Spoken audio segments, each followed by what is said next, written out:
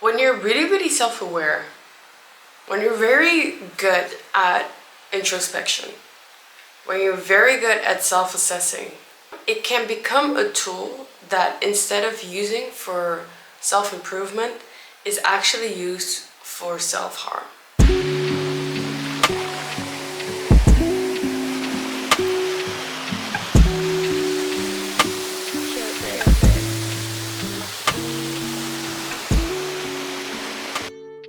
It sounds very dark, but the truth is that that's just what it is. When you're very good at being able to look at yourself and assess yourself and realize where it is that you're going wrong, there's a very fine line that you can easily trespass between self-assessing and self-judgment. And I feel like that's something that's been happening to me when it comes to introspection, because I've always been a person who enjoyed introspecting. These last few years I've been doing it consciously, and I've been trying to go at it from a place of really wanting to make sure that I could find every blind spot I had. And I feel like didn't really notice how it was becoming actually something that over time I was latching onto because it felt like it gave me control. Like really, when you're really self-aware, it feels like you have control over yourself.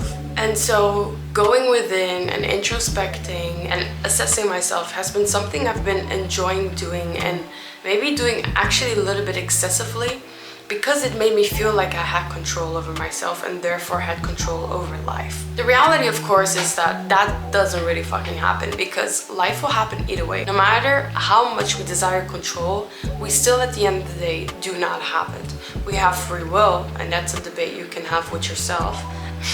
We have free will and we have the ability to make decisions for ourselves, but still we do not have control over life. But when it came to introspecting, it really made me feel like I did have control.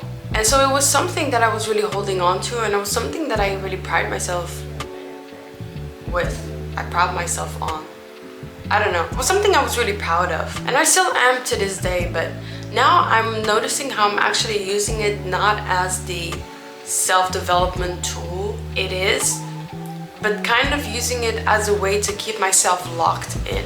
There's a certain point in the healing journey where you first realize, oh fuck, I have to heal, and you don't like it, but then you start healing and it feels very shit, but eventually once you start reaping the rewards of having put in the work and you start feeling like you've healed from a situation or whatever it is, then you actually enjoy healing. Like, don't get me wrong, healing is a very painful journey to be going through, but it's a very rewarding journey to be going through. And so when you reach that point where when you've gotten some kind of rewards, or when you finally see all the benefits that healing has, at least for me, it was something that I wanted to keep doing, because I was like looking at it from this area of my life really hurt.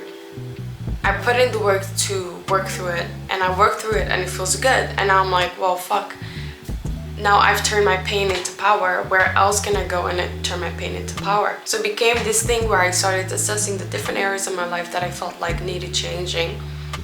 But eventually, when you start doing it like that, what happens is that everywhere you look, you will find something to fix. And not everything that can be fixed necessarily means that it's broken. So not everything that can be improved means that it necessarily needs to be changed or needs to be picked at. And I think what I started doing in an attempt to kind of feel like I had more control in my life and feel like I was moving forward and feel like I was healing, I was actually starting to nitpick at areas in my life that did not have to be touched.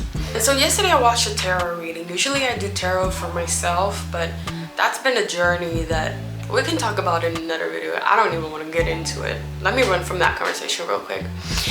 Anyway, so I started watching this tarot reading, and she was mentioning a lot of points that really resonated with me. While I had felt kind of mentally cloudy throughout the day, I finished the day feeling very good, because I realized that, well, if you keep looking at yourself like you're a project, you will be a project. Like, whatever the lens is that you decide to look yourself through is gonna be the movie you're gonna be watching. If I decide to keep looking at my life through the lens of this needs work and that needs work and this needs to be improved and that needs to be improved, then of course everything I will see are flaws and imperfections and systems that are not working that need to become better. All we see is areas of lack, areas of unhappiness, and I don't want to live like that. I don't want to live like that. I've been living like that, and yo, it's not fun. Really, it's not fun, because while life is good, it still feels like there's always something bad, or it at least seems like it.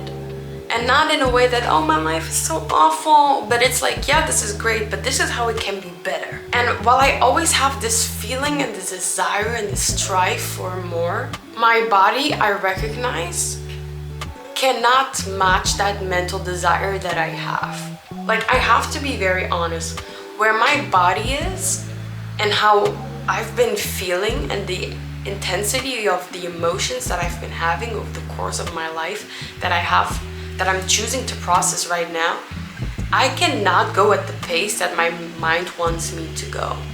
Or at least I'm in a stage in my life where my mind works faster than my body. And then being kind with myself and being understanding with myself to give myself the time to catch up to my mind. The version of me in this very present moment is just as worthy of love as the idealized version of myself that I'm working to become. And that is because that version that looks so perfect in my head and that feels so worthy of love in my head can only be brought to life by the love that I presently feel into myself.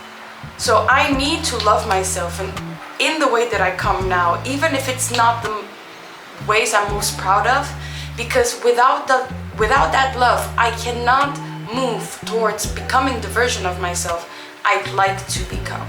So yeah, love yourself.